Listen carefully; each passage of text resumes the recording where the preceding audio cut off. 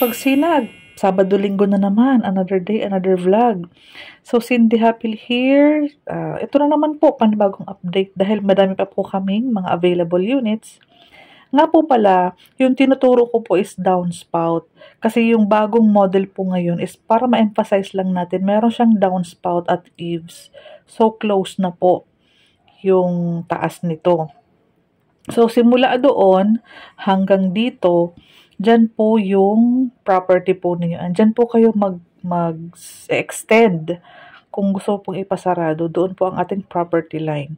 So, 4 na hakbang po from the door hanggang doon sa sobrang space mo. So, malawak pa po yan. Pwede maging tindahan or yung parang sa parang mini sala.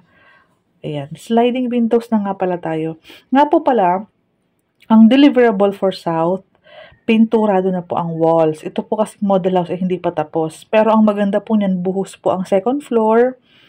May pintura din po yan. Check mo po yung aking ibang vlog. Kasi ang model house po ngayon sa Naik ay ito po mismo. Kaya may vlog po ako ng mas pinagandang upgraded na may pintura na. So, kailangan pong balikan yung ibang vlog ko. Okay po. Kasi hindi po maipapakita yun sa daily tripping kasi po bawal na pong pumunta doon sa location. So, sa vlog po, makikita mo yung may pintura na. So, ito yung madalas na tinatanggal nila kasi temporary sink mo ito. Pwede mo kasi siyang ilagay sa labas. Sa CR natin, full toilet and bath, may owning windows. Again, may pintura na din po ito, walls and ceiling. Kasama lahat ng fixtures, yung sa shower head and lahat. Kasama yan dyan.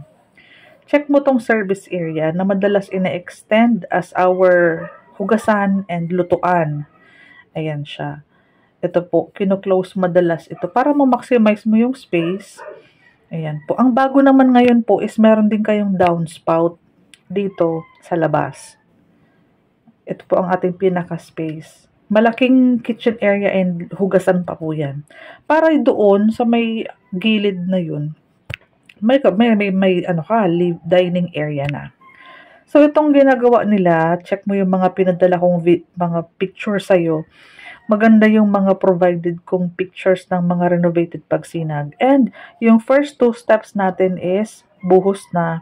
Kaya yung foundation po ng ating hagdanan pataas, hindi na po siya yung maingay or tumutunog pag umaapak ka pataas. Hindi na po.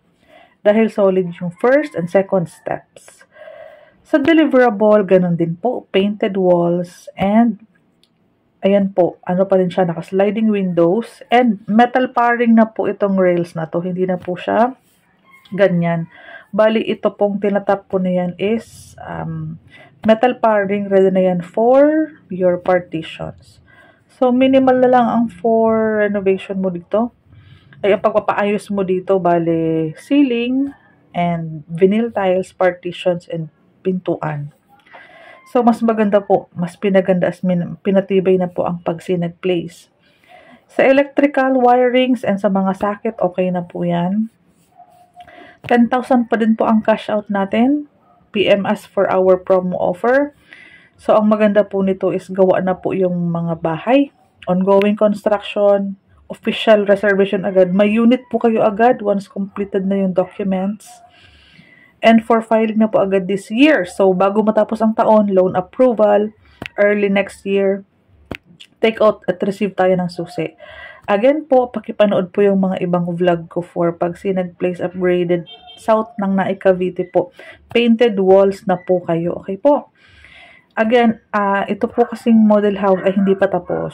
Kaya nag-provide po ako ng vlog na at least po makita mo nakapinturado na po yung second floor and yung sa baba. Malapit lang po dito ang bahay namin. Diyan lang po sa labas. Ayan po. Diyan po kami nakatira sa Pagsibol Village Phase 1 and 2. Diyan po kami nakatira. So, daily tripping and reservation. Katabi ng bahay namin yung aming office. So, asikasuhin namin kayo.